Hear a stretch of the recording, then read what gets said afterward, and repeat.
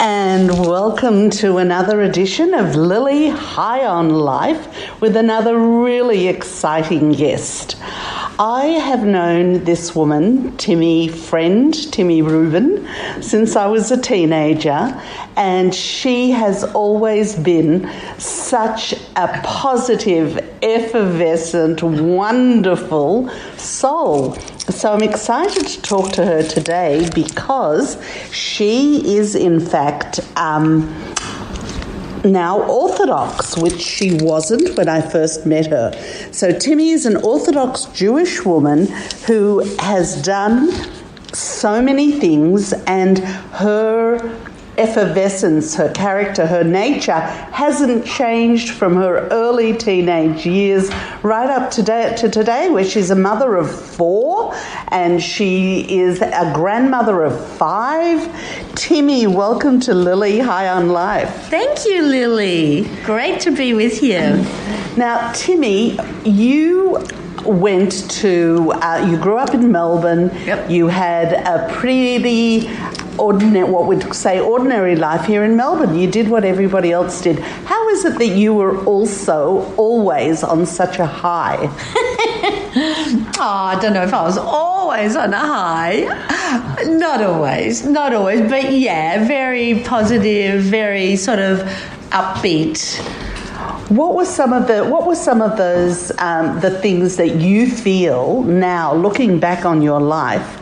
What are some of the things that you feel always gave you the ability, because not always what we show is what we feel, but what gave you that ability to always project something so warm and positive?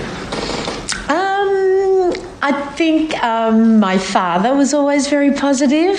He was eccentric but happy, even though he was, a Kindertransport boy from Germany.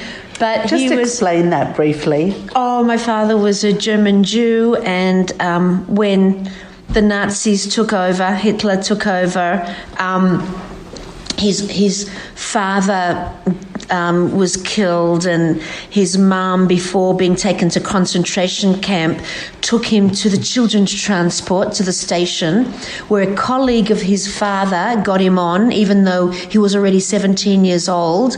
So he got on the children's transport that was going to England. So he escaped Germany. After that it was too late for it, but the children got out. So there were people that were organising the escape of Jews because it was pretty imminent that the Holocaust was coming, and he was fortunate enough to be on one of those transports. How did he make it to Australia, just briefly? From the Kindertransport, he ended up on the Isle of Man for a year, interned. After that, the Jewish kids were let out into London and given to Jewish families at the beginning. And his sister, Mariana, I think it was just after Kristallnacht in Germany, a relative, actually the mother of Paul Gardner, came with her husband to visit the family, relatives. And my Aunt Mariana, who's very attractive, she gave a picture of herself. A beautiful picture. And she said, just please, I need to get out of here. I'll do anything. Would you be able to send me papers to go to Australia? I'll clean floors, I'll babysit, I'll do anything. And they did. Wow. Another amazing story, of which there are so many. So your dad made it to Australia with her? No, she came straight from Germany to Australia. He went with the Kindertransport to England and was in England for a few years, where he worked in the day, then in London, and became an optometrist at night. And then a few years later, he actually met my mother in Habonim in London. And he went on one of the ships. With your mother once they were married? No, they married here. He went by himself. He was almost on the Danera, but he was going out with another girl, and so he missed the Danera. Then there was the Anadora Star, he missed that one too because he was out for the night. But then he caught another ship to Australia where his sister was, and then my mother followed him. She actually followed him out. Yeah. What a gorgeous story. I don't think I've ever heard any Holocaust story where somebody was supposed to leave Europe but was dating and missed the ship. Well, he was safe. He was in England. I mean, yeah, of course. Look, there were bombs. He told me about dances that they had while the bombs were falling in London, but they were pretty safe in London. Just gorgeous. He was always a ladies' man. Now, you then, what was it that that got you to think about converting to Judaism? Because being Jewish, you can be Jewish, you don't have to be observant, you don't have to be orthodox. Right. And this was pretty much your background for all your growing years. What was it that actually got you to consider becoming orthodox? Becoming observant was never actually part of any plan. Not at all. Not at all. So what was it? Well, I was searching. I've sort of, done the sex, drugs, the whole party scene, like all of us. Well, now that you mention it, yes. And so, what was it? Well, especially having gone through all of that, you were you had a lot of leeway in your growing years, much definitely. more so. Oh, much more than most of my friends. My parents were really permissive. But being so permissive and having such a great time, but there were very few boundaries. And after a while, I needed more.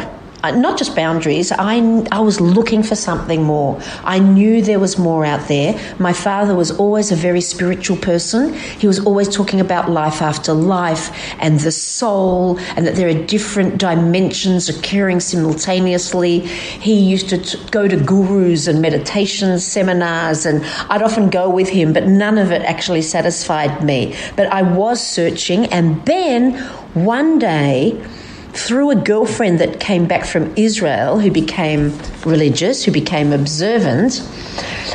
Cut a long story short, but I was living with my friend Sharon, and in Peel Street, Windsor, and there was a knock on the door. And I was in the shower at the time. And in those days, I just put on a towel and went to the door, and in front of me was a Lubavitcher. And that's an Orthodox Jewish man who looks like an Orthodox Jewish man. Exactly.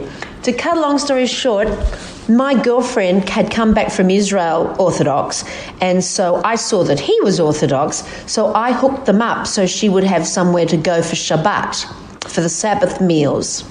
And then after a while, they invited me.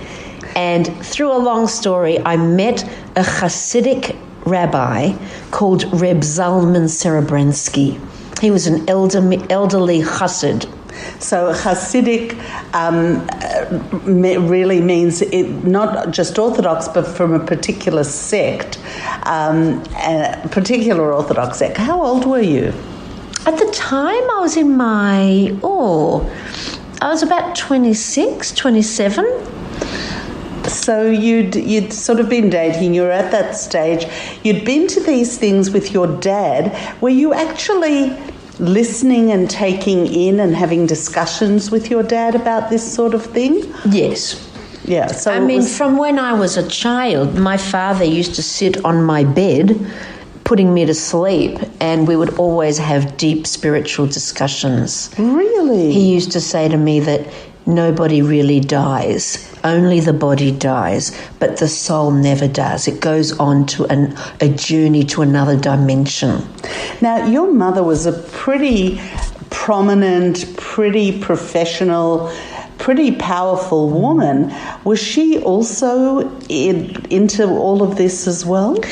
Look, she wasn't so much into the spiritual side, but with my mother, every second word was Jewish or Jewish community. She was such a high-profile person in the Jewish community as senior social worker at the Jewish Welfare Society. And I always saw her every night going to Jewish welfare meetings or B'nai B'rith meetings, and she encouraged us to go to Habonim, and everything was Jewish. And I also always saw my mother helping and connecting people.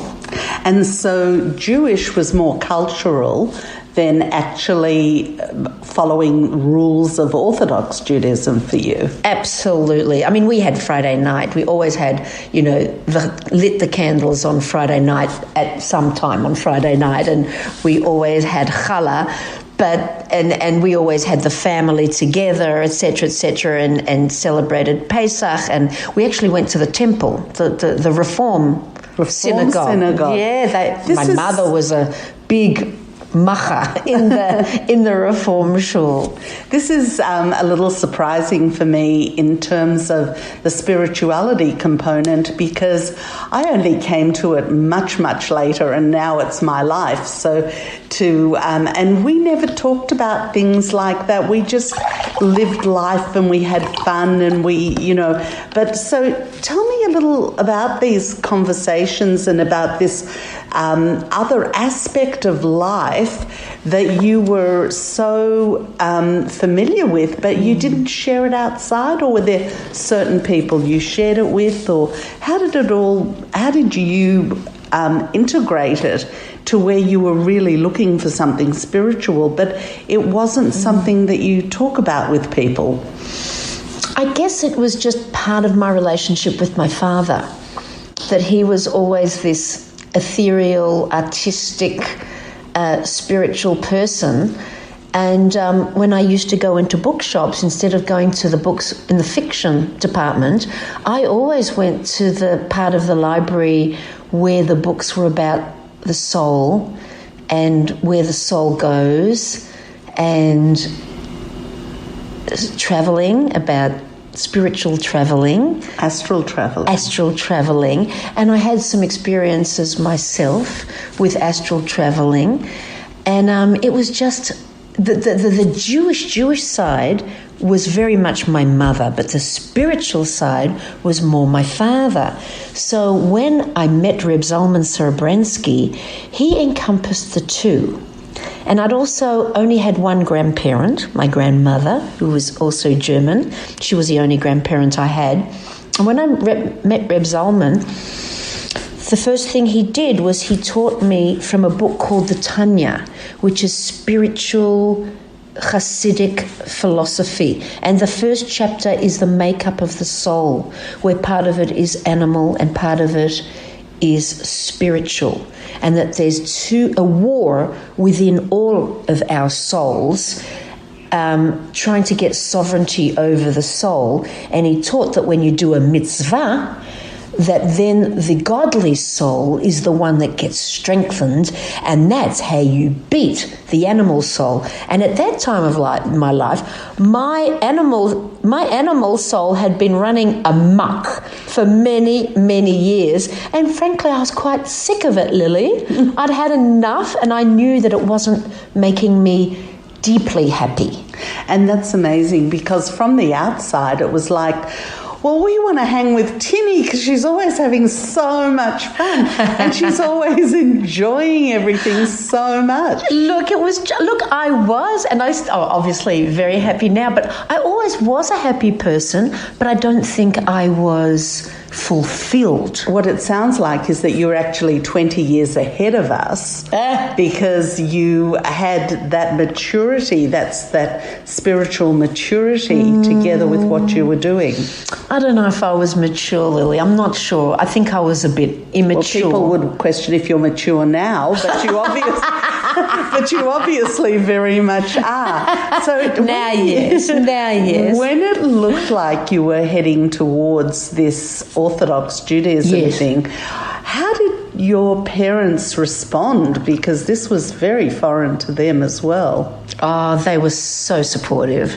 They were so happy for me. And when I ended up then going overseas and ending up in a seminary for Jewish women in New York with Jewish girls from all over the world who had been influenced by spiritual Judaism. Like yeshiva. It was a yeshiva for women. And as soon as my parents found out, they were delighted.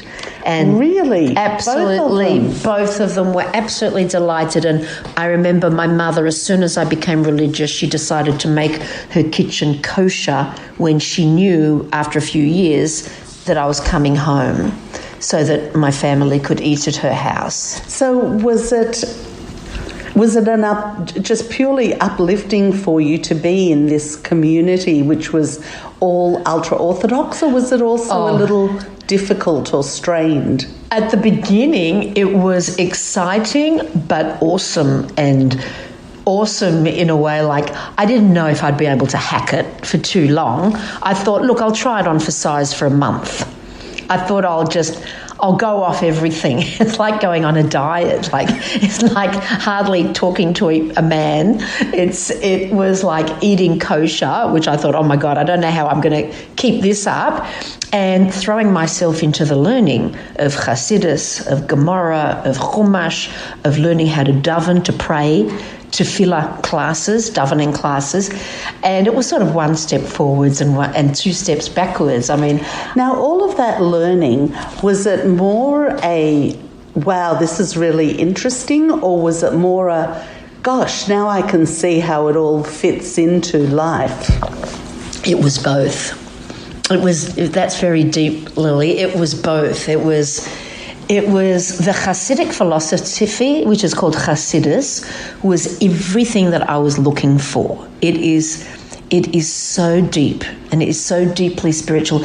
It was like a thirsty person in the desert that was desperate for water and was searching and searching, and finally that thirst was being quenched. On the other hand, it was also a bit strange being in an ultra-Orthodox community where everybody was like black and white.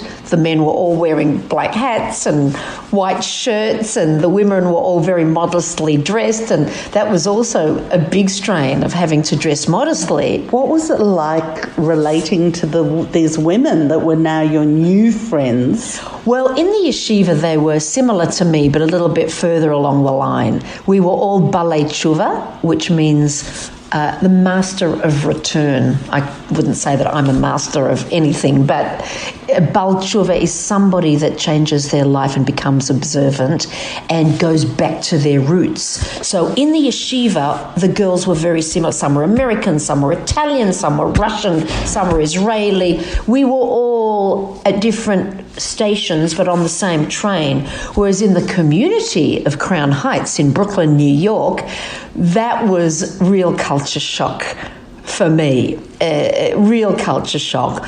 But because Chabad as a movement is into outreach, even though I was wearing a harlequin dress from Goa in India and a yellow and white striped jumper, making me look like a lollipop in that surroundings in that area, everyone was understanding and welcoming.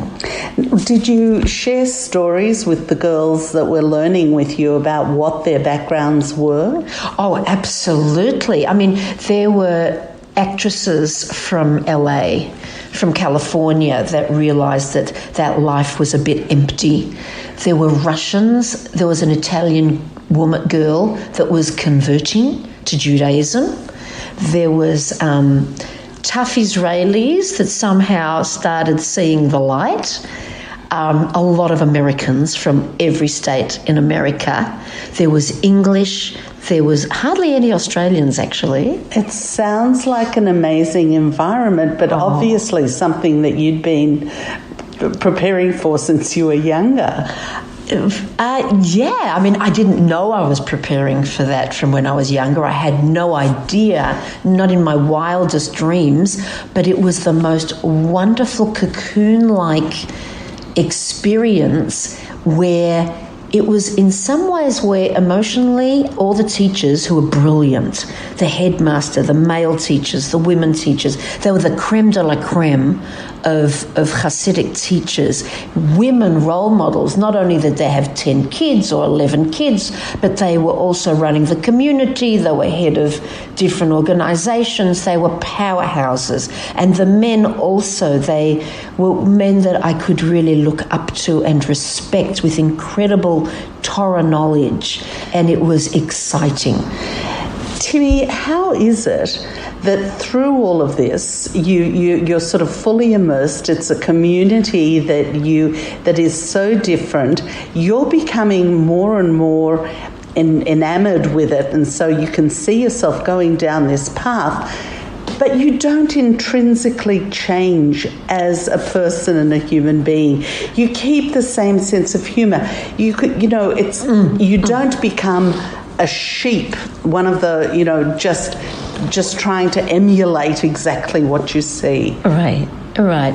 Look, a lot of very, very sincere Balei Tshuva, people who return to Judaism, do swing from one side right over to the other for a while because they so much don't want to go backwards. So they do a 360-degree turnaround.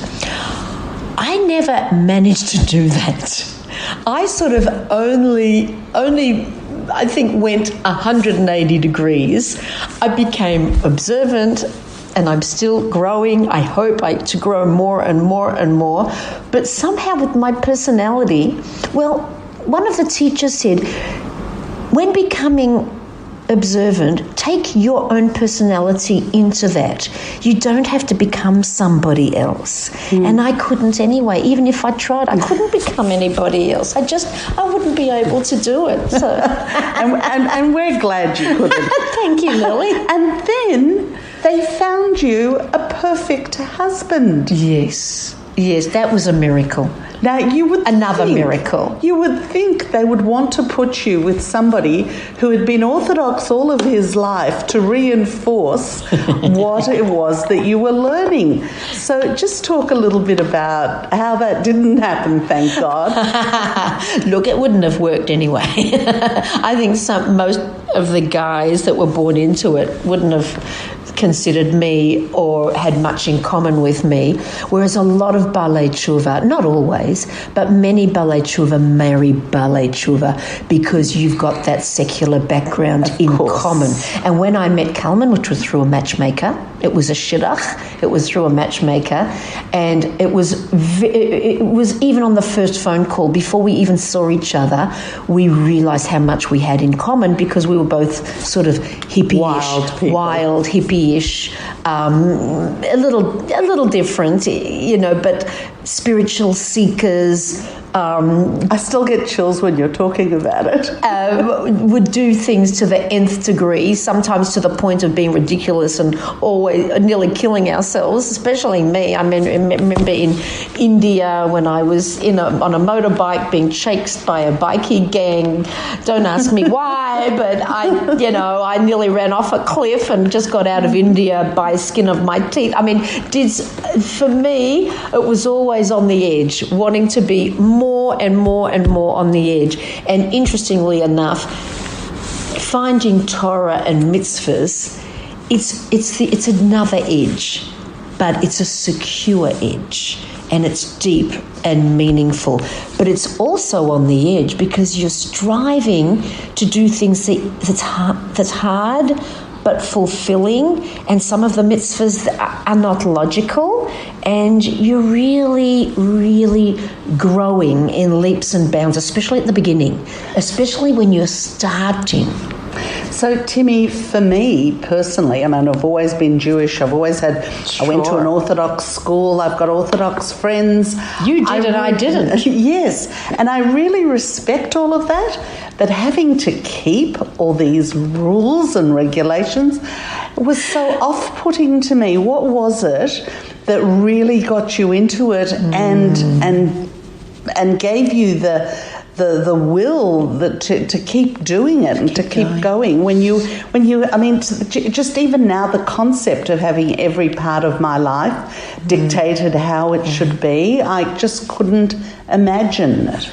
Lily, that's a very clever question. Very clever question, especially for somebody was as undisciplined as myself. Yes, because I was disciplined, you weren't. And you're the one that's now embracing all of this stuff. Explain it to me. Because within the boundaries of Judaism, I found freedom. By doing the mitzvahs, by keeping Shabbat strictly, and by keeping all the laws as strictly as I can, by keeping kashrut strictly, even though at the beginning it was up and down, but now very, very strictly, you find freedom. It's like when a ballet dancer practices and practices and practices, and then they get that pirouette completely perfectly, they feel some sort of freedom. So you know what the goals are. You know what the goals are, but also in Judaism, once you start keeping them, you start to see the world through different glasses. Spiritually, things start happening, and you feel God in your life much more acutely. I don't know how it works, but by keeping the laws strictly, somehow it becomes freeing, really freeing, so that, and in my case, it was only by becoming from and keeping all the mitzvot, etc., that I found out that I was actually good at anything. I didn't think that I had any skills. And then I found out exactly who I was, what I was good at. When I was in the yeshiva, in my little room, in a basement in Crown Heights, I started to write songs. And then in the yeshiva, they would perform them. I wrote a Purim play.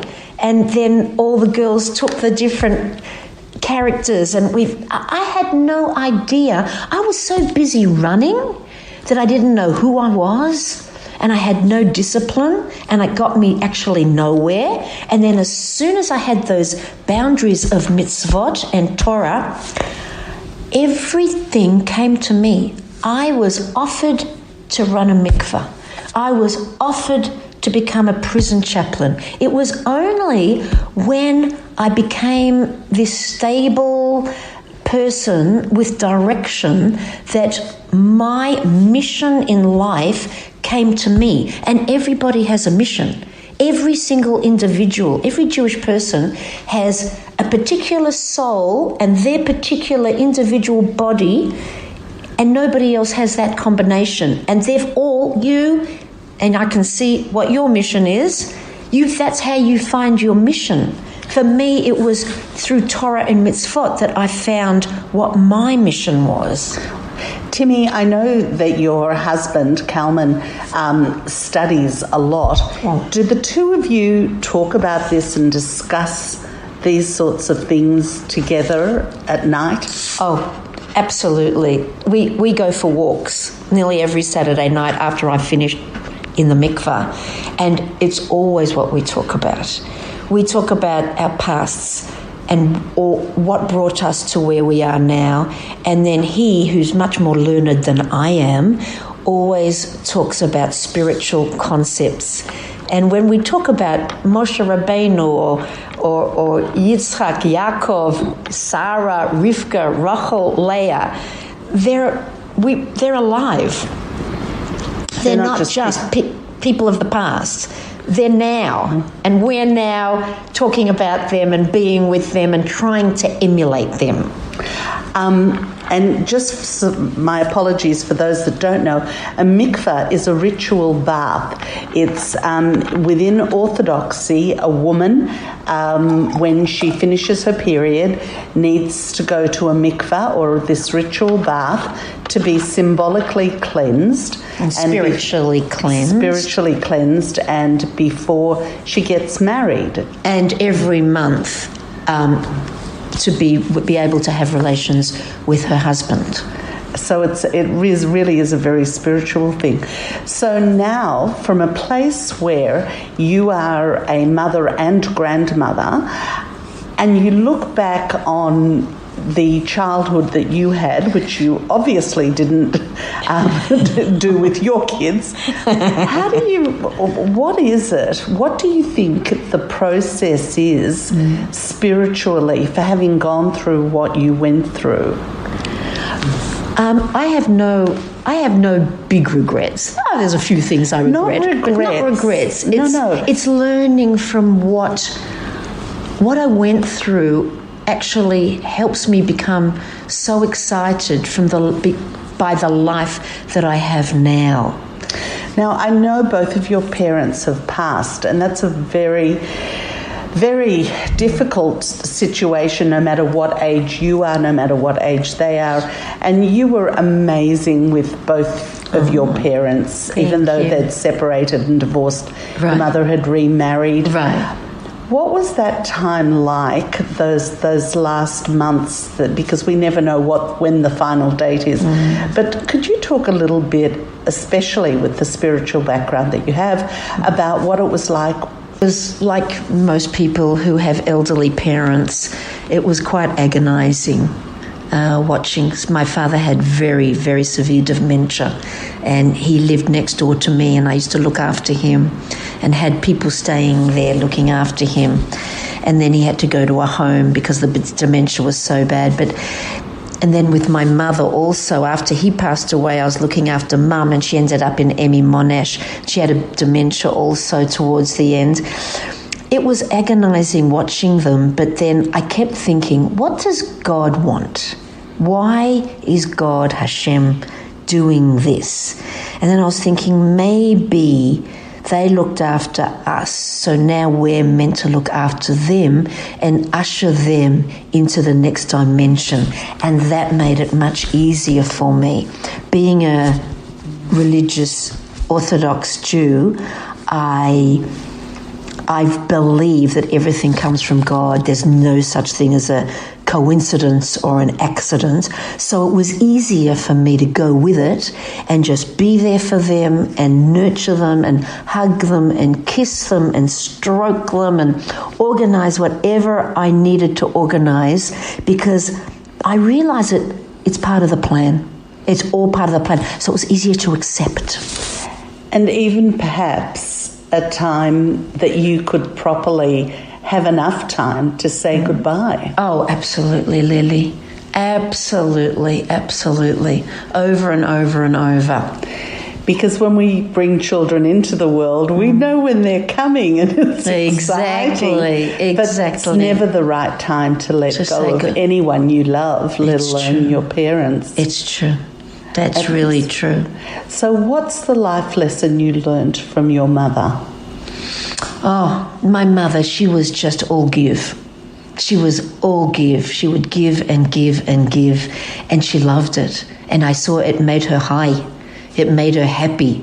She loved connecting people. She loved adopting babies to families that they thought would fit. She loved putting people into home, like instead of being an institution, into a group home. And she did what she did made her happy. Made her happy. She was always giving and helping, and I think I learned so much from her, from when I was a baby on her hip. And I think your dad a bit the same, yes? My dad, look, he was just a all-loving, positive, very unusual father. Very unusual, but highly intellectual, which I loved, but he also loved people. And he was on another planet. So you mentioned that you, the mikveh we talked about, the ritual baths, but you also visit prisoners, Jewish prisoners. Right, I've been doing that for about 25 years as a Jewish chaplain. There's a whole group of us, but I'm the only woman chaplain, and I was visiting men and women. Now there's one woman that I visit every week for the last 8 years, and it's something that also my husband Kalman has also been very involved in the old days. we were allowed to be involved in court cases and bail, and when they were on bail they would come to our place for the Sabbath meal, and we helped in as many ways as we could, and we got close to many.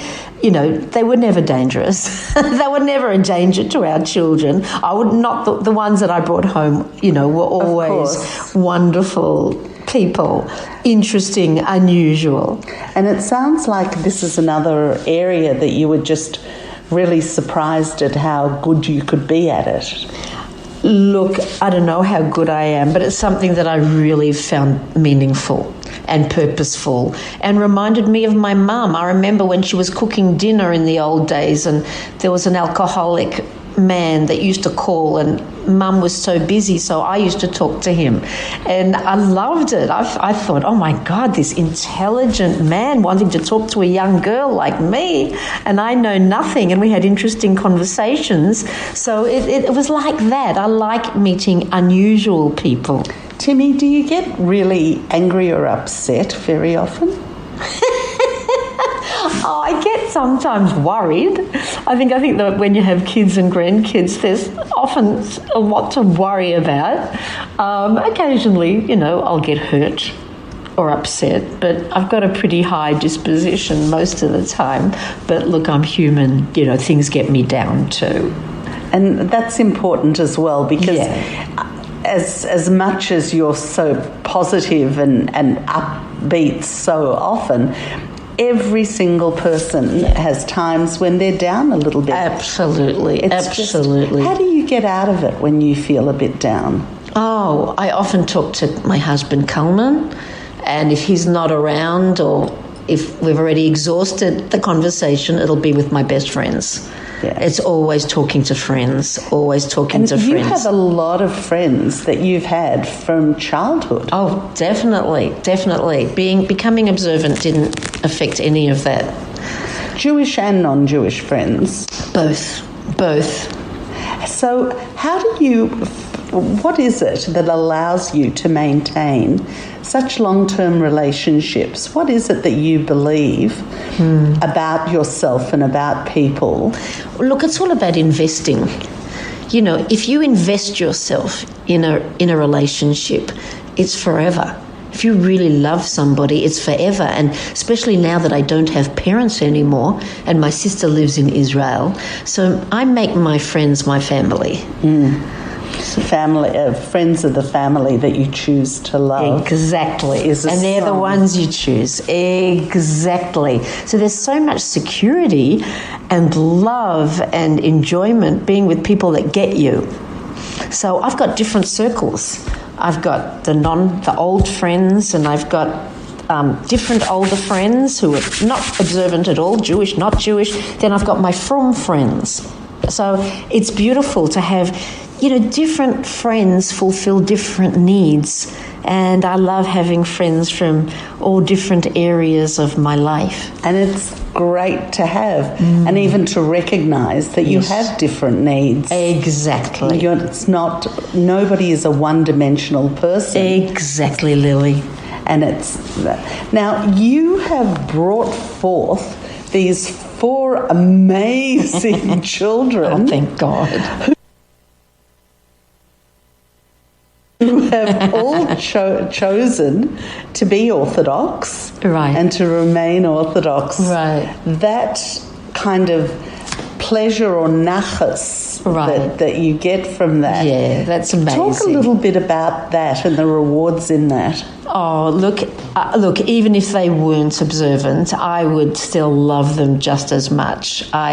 Once you love your child, you hope and you want the best for them, and you like them to grow up in the way that you've nurtured them. But if they didn't, I would love them just as much. But I do derive a lot of nachas. I would say our most observant, they're all religious, they're all Chabad, but Ari, our eldest, is the rabbi of North Queensland, and he's definitely the the strictest. He's like my husband, Kalman. He's very, very observant and loves it and into outreach. And he and his wife, Mushki, have started an incredible community in Cairns and go to Townsville and Mackay and Airlie Beach and Port Douglas, but they're stationed in Cairns. And there's a documentary that you have to look up, which is the best documentary I have ever seen. Called The Outback Rabbis. The Outback Rabbis. Look up Outback Rabbis, Google it. It is so good and entertaining. Yeah, it's amazing. So he's the dark one. He's the dark rabbi in that film. Then there's Sarah, and she's married to Adam from Adelaide, Adam Chodoznik, and they've got two children, and they're definitely in the Chabad community. Yes, 100%. And then there's Michal. She's our single daughter for now, please God, not forever. And she's, Chabad, a bit modern, but definitely a Chabadnik, and she's a character. She's living the life in New York at the moment, and absolutely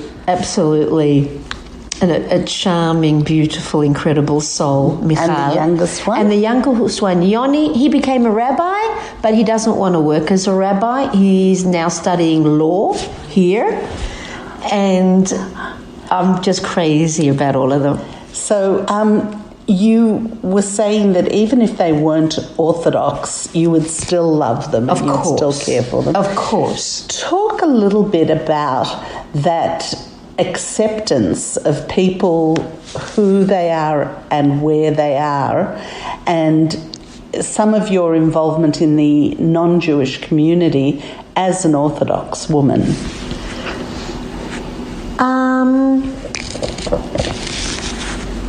You mean? I mean, your kids did follow in your footsteps, and that's wonderful. And you do a lot of outreach work within the Jewish community. And they were always very comfortable with everybody, because we had prisoners, we have non-observant family, we have non-observant friends, so it was who are really like their aunties and uncles.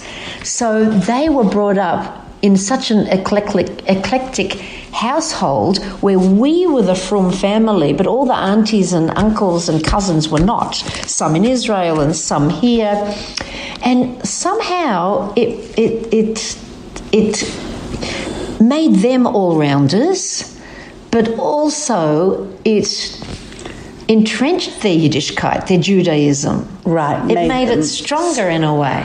And is there a difference with the way that you work with the Jewish community, which is obviously, the Mikvah and all of that, and the prisoners you see, they're all Jewish, and I know you also have interactions with the non-Jewish community. Sure. Not only here in Melbourne, but also in America when you go back to where your husband is, because his family was not Orthodox as well. Right. What is there, and I very much appreciate that you always are who you are, but at the same time, you are who you are, but is there a difference with the way that you interact with, say, people in the Jewish community and people outside the Jewish community, and especially with work experiences or not necessarily, but what I'm getting at is not even necessarily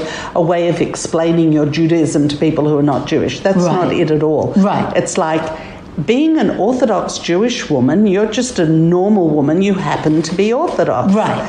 And so how do you find that in interacting with people who are not even Jewish? Right. Funnily enough, I just feel comfortable with everybody. I don't see divisions. No, I don't really see divisions. I'm aware of who's Jewish and who isn't, and who's Orthodox and who isn't, but it doesn't define people. Or change the way you interact with them, which is a really wonderful thing. Not at all. And that's really one of the really terrific things about you, and the way that you've been. So how do you find America and going to America?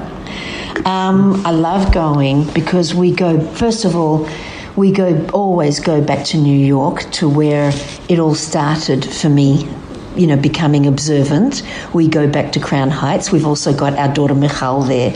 So it's wonderful to see her and go to all the fantastic kosher restaurants, go to the grave of the Lubavitcher Rebbe where we pray, see all our old friends, go to the synagogue. Just describe, just very briefly, the concept of the Lubavitcher Rebbe, who he was and how his grave now is still 25 years after his death, a place that people come to. Oh, look, a Rebbe is not just a rabbi. A Rebbe is, he was a giant of a man, a spiritual leader of a whole generation, like the Moses of our generation. That's how we Lubavitchers look at the Lubavitcher Rebbe. I was just so blessed to be there and to be able to see him and interact with him for those about, the 4 years when I was living in New York.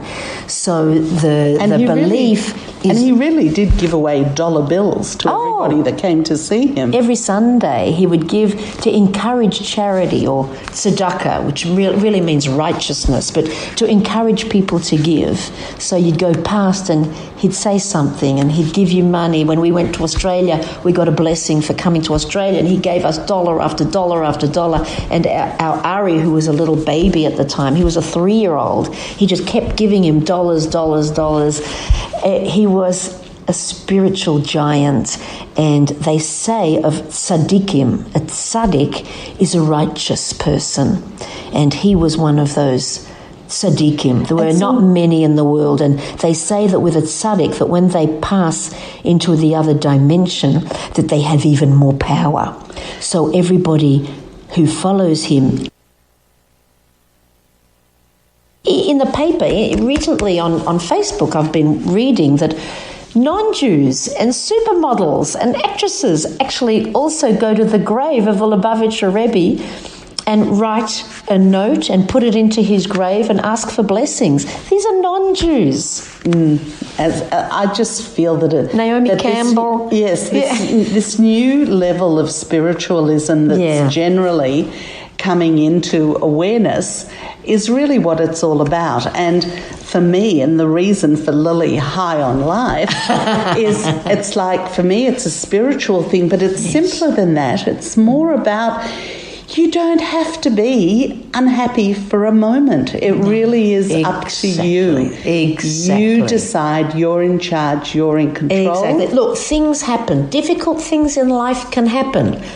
They always happen. Everybody's got something. There's always ups and downs, but we have a choice of how we deal with it. So, Timmy, you've had these children. You've got more and more grandchildren coming. Alavai, you're traveling. Are there still things that you'd